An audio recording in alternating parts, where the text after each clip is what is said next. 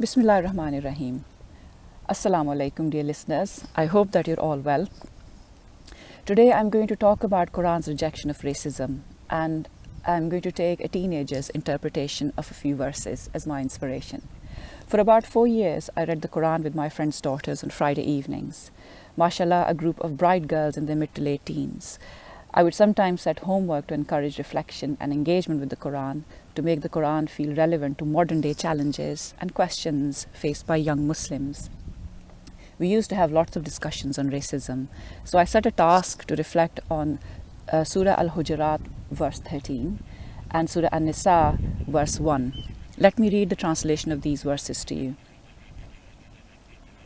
I'll start from Surah Al-Hujarat.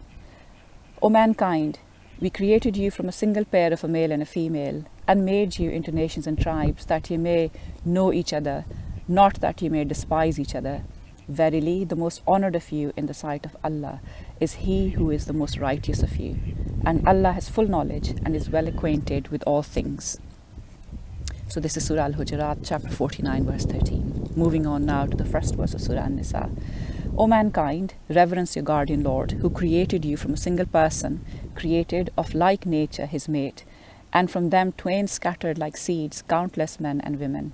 Reverence Allah, through whom you demand your mutual rights, and reverence the wombs that bore you, for Allah ever watches over you.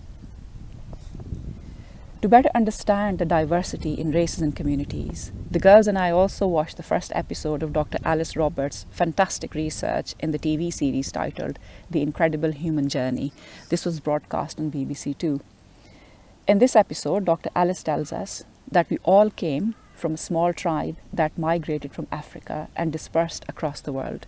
It is worth noting that the word dispersed, wabatha, is used in An-Nisa verse 1. Dr. Alice brings archaeological evidence to show that all of us were black, and our DNA links back to a very small group of Africans, perhaps only a few hundred people who migrated out of Africa and towards the east. My question to my students was, link these two verses to part 1 of the Incredible Human Journey documentary. Think about the diversity of humans. Are we all connected to each other, and can we ever justify racism? Some really good work was submitted, of which one piece was outstanding.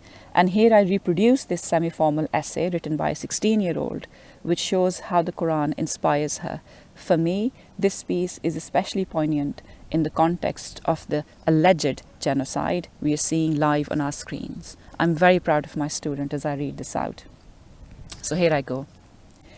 Racism is the prejudice, discrimination, or antagonism by an individual, community, or institution against a person or people on the basis of their skin color or ethnic background.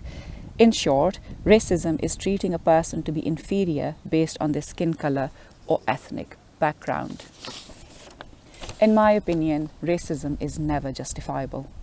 Firstly, race has nothing to do with a person's character or negative qualities. Behavior is accumulated over many years of experience. Many environmental factors come into play when learning behaviors. Therefore, stereotyping people based on their race or making predictions on how they may act and thus biasing yourself against them in a negative way is highly immoral. There are 3 types of scientific explanations offered in support for racial discrimination. For example, the biological dangers which are involved in racial interbreeding, for example, gene mutation. Therefore, racism may have been generational in this aspect, as it was prohibited in the United States and South Africa for racial intermarriages to occur during the 20th century. Another reason is, by the work of Gregor Mendel, intermarriage of far apart races causes genetic disharmonies, which cause children made in these relationships to be born with a mutation which impacts the quality of their life. However, arguably the most common way science justifies racism is via announcement that some racial groups are less proficient or capable in important cognitive or behavioral traits. This leads to a racial group being highlighted as inferior due to their lack of skill in any aspect. This is one of the most common forms of racism in our society today. All 3 of these so-called ideas or arguments, in quotes, are backed up with little scientific data, perhaps only taking into account major anomalies which shape and determine these theories. In the Quran, Allah tells us, All humans come from the same male and female. This is true, but also a metaphor showing us that we are all equal, as ultimately we have all been created the same way by Allah. As a result, this verse shows us racism isn't okay. Allah also says we are created from one soul and have dispersed. The verb dispersed is highly significant. When light disperses, it scatters across a room, each ray very far from the other, but ultimately they all come from the same source, whether it be the sun, a dream catcher, or a prism. This is where Allah subhanahu wa ta'ala combines science with religion. The human race has scattered across the globe over millenniums of millenniums, consequently forming genetic variation and change in each racial group's appearance. But each group comes from the same one soul, which is why we are all viewed as equals by Allah. Hence, we should try and view ourselves as equals too. Eliminating racism is the first step. What an excellent interpretation. I will only add one point to this.